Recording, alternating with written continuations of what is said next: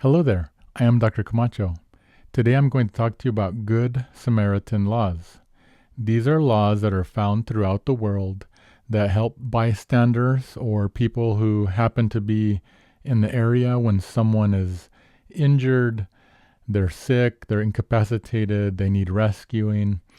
And these are situations that are emergency or urgent situations. And the laws are meant to provide a legal protection for those who render the aid.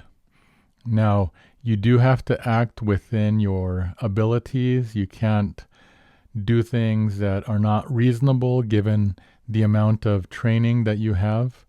For example, if a surgeon comes up to an accident and sees bleeding, they are probably going to be able to do a little bit more than someone who has absolutely no training at all.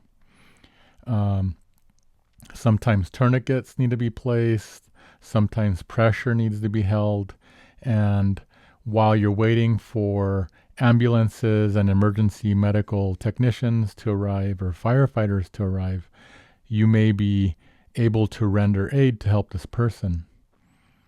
Now, those who have advanced training will have more ability to help depending on the circumstances and whether they have the tools and instruments to do the extra care. This video is meant for educational purposes only. It is not medical or legal advice, so please keep that in mind. Now, Good Samaritan laws are different from the duty to rescue. For example, parents have a duty to rescue their children, spouses have a duty to rescue their spouses, and in other locations and circumstances, depending on where you live, there may be laws that state you have to render assistance or you have a duty to rescue someone so long as you're not going to hurt yourself or cause more of an emergency by stopping to help.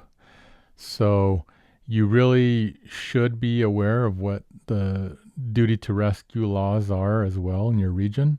But just note that in general, as long as you're helping someone, and if you think about it like what would you want done for yourself or for your family member, then that generally speaking is going to be covered under the Good Samaritan laws.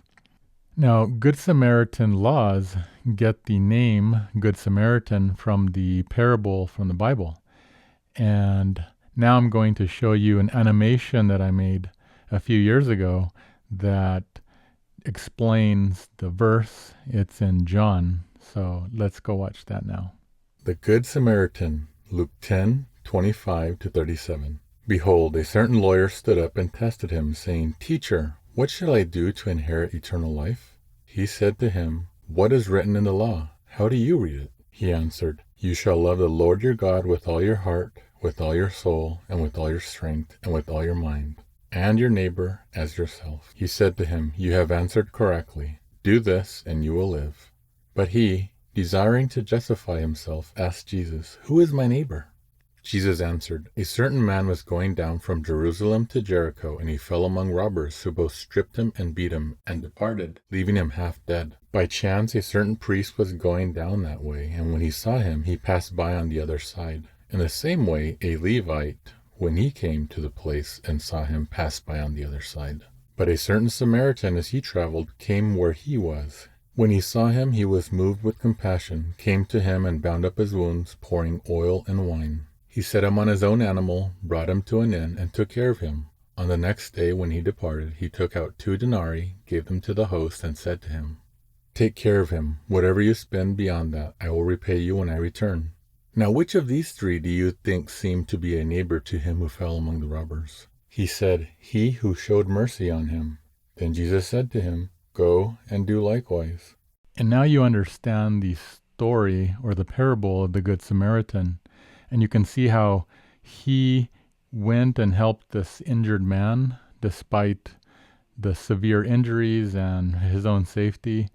He went above and beyond, and he really helped the man. And that's why I think the story is so famous and why we use that Good Samaritan law terminology because it is such a good demonstration of helping an injured person.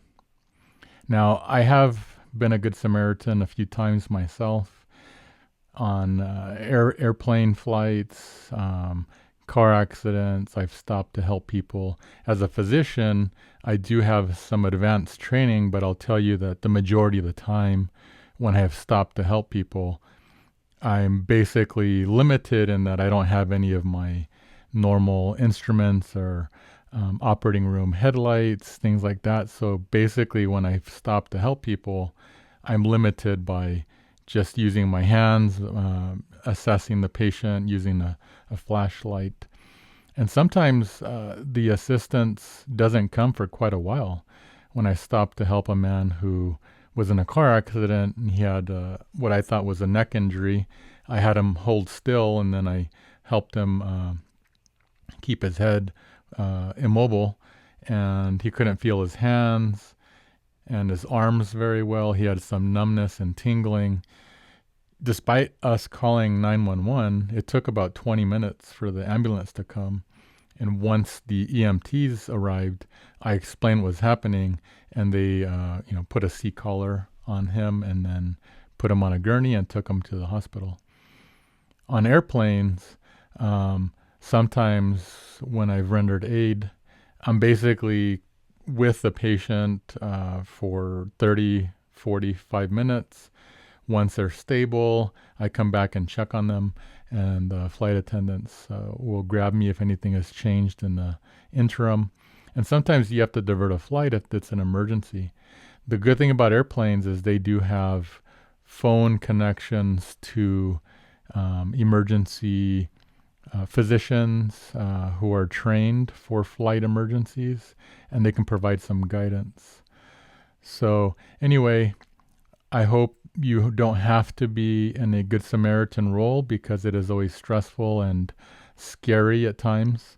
But if you have rendered aid or are considering rendered aid in the future, just note that there are laws that will protect you, and do unto your neighbor as you would like done to yourself or your family.